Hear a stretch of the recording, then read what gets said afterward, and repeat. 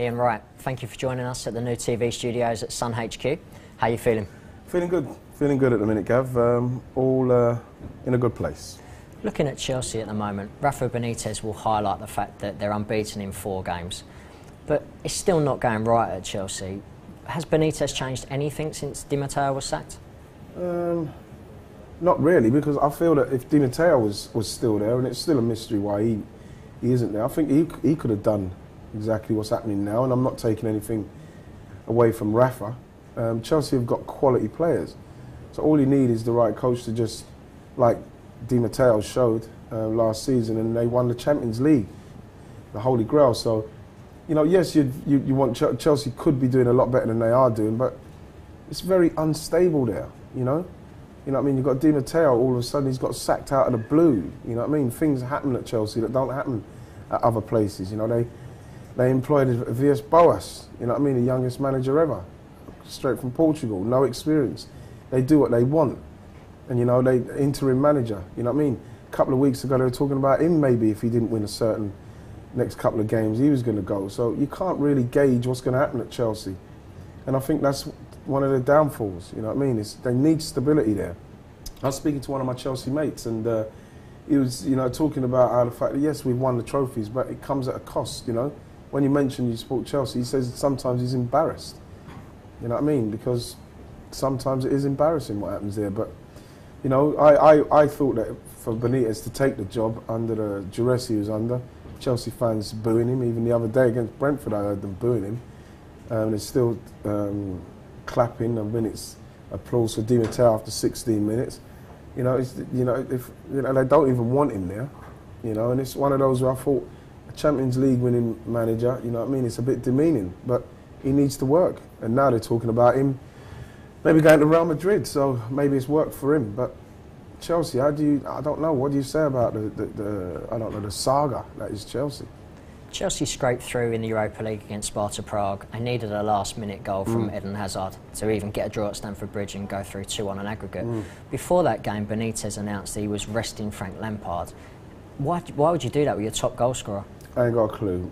He might be thinking that because of Frank's age and the amount of games he's played up to this point, he's resting because you know, he's saving him. Who knows? But what you want to do in a game that tight is you want to play the players on form. He will score goals, and if that's the case, you play him, you get the game wrapped up, and you take him off.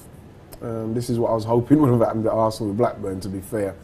You know, and the mere fact, sorry to go back to it, but the mere fact that Theo, Cazorla and Wilshere were brought on like in one mad rush proved the point. They should have started. But, you know, going back to Frank, it's one of those where he wants to play every game. I know this.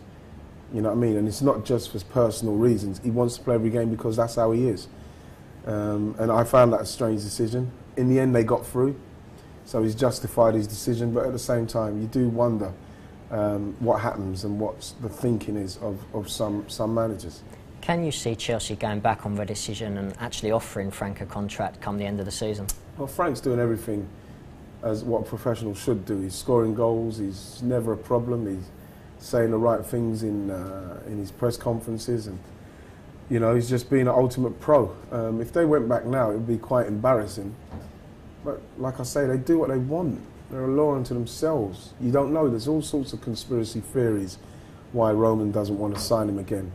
You know, talking about Frank being part of the Villas Boas, getting Villas Boas out, or, you know, Frank not taking a wage cut.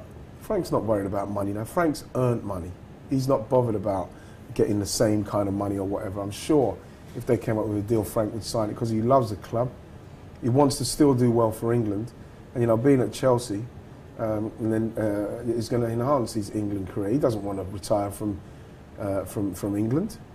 You know what I mean? And so I just find it very strange that a player that is an exemplary pro, you know what I mean, he's one for youth team players and young professionals and foreign players who come across to look at in admiration, and, you know what I mean, they do everything they can to get rid of the good people that's at the club. And I think that if Chelsea fans are going to be honest, they're embarrassed about the whole situation. It's embarrassing.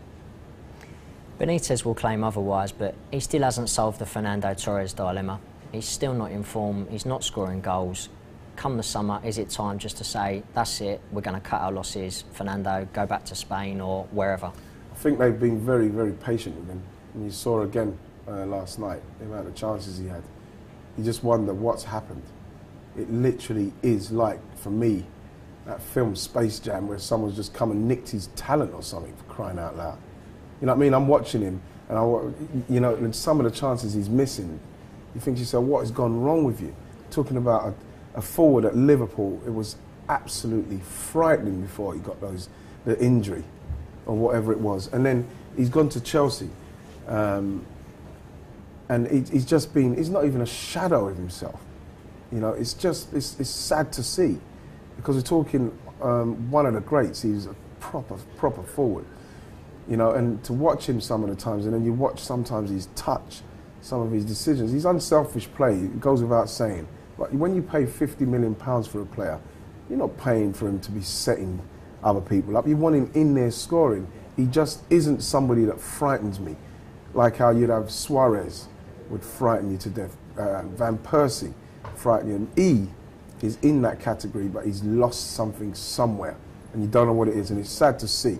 I remember when Ronaldo, big Ronaldo, Brazilian Ronaldo, when he lost it for a bit, piled on the pounds before one of the World Cups. Even after '98, when he had the fit, and then he came back, went through the wilderness, done his knee, and then came back for the World Cup down in Japan and Korea. And he came back. You're hoping that would happen with Torres, but I think that Chelsea have been unbelievably patient with him. And the only reason why that's happened is because he is a Roman Abramovich buy, and it's almost embarrassing for him to have to say, listen, it hasn't worked. Okay, he's brought in Rafa, who brought him over here. It's still not worked. It's with the player. Something to do with the player for me. And, you know, it is a sad thing to see.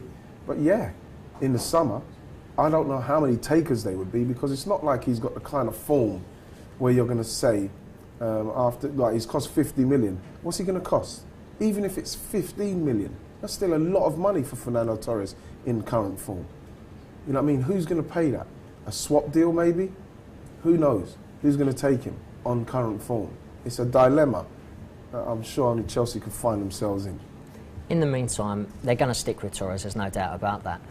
As an ex-striker yourself, an amazing striker, what would you say to Torres?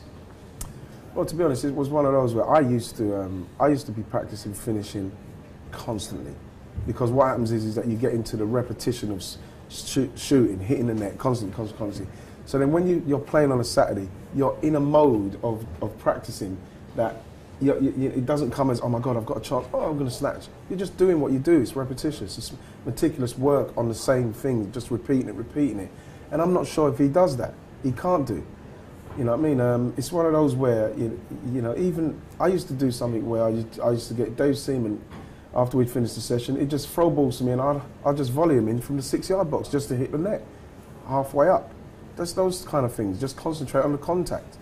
So as you keep working on yourself. And I'm not sure if him as a striker, and only Chelsea people will be able to tell me, if he stays behind and does stuff like that, because I'm not seeing anything in his game in the last 2 years, 2.5 years, whatever it is, that makes me think that he looks sharp, he does anything that, you know, looks like somebody who's great, crisp strike, and he doesn't look like anything like that to me. You mentioned earlier about the Chelsea fans not being behind Benitez and the minute's applause for Roberto Di Matteo. Which is not a bad thing. I think it's respectful, because I thought he was harshly dealt with. Simple, and only would happen at Chelsea. Against Sparta Prague, though, the inevitable happened. Jose Mourinho chance went up. Is it time for the special one to come home? Well, it's all set up for him to come back. You know, he's going to leave Real Madrid. Chelsea have got an interim manager. If he doesn't come back now, then he's never going to come back, because it's there for him. He's literally got his spiritual home to come back to, and the situation is ready for him to come into. He's you know what I mean? It's not like he's got a manager that's just signed and he's going to have to pay some massive clause to. You know what I mean? He's getting ready to leave Real Madrid. It's perfect for him. So if he doesn't come back now, with the situation like it is, then you'll have to say he's never going to go back to Chelsea. Will Abramovich be willing, though, to do what Mourinho would inevitably want and give him full control of team affairs?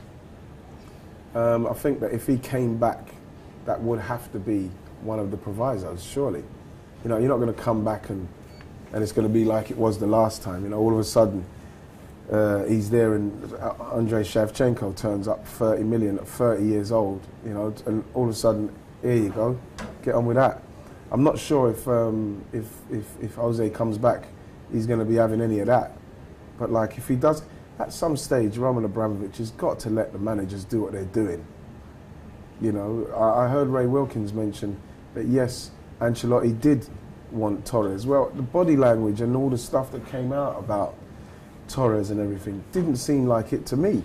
Didn't seem like it to me, and I think that is something that Roman Abramovich wanted to happen. Now, if you're going to get someone like the special one back, then let him do his stuff. Let him do his stuff. Ian, as always, thanks for joining us. It's been a pleasure having you in our new TV studios. Pleasure's mine, Gav. Stick with Sun Online for all the best football interviews, and Wrighty will be back joining us very soon.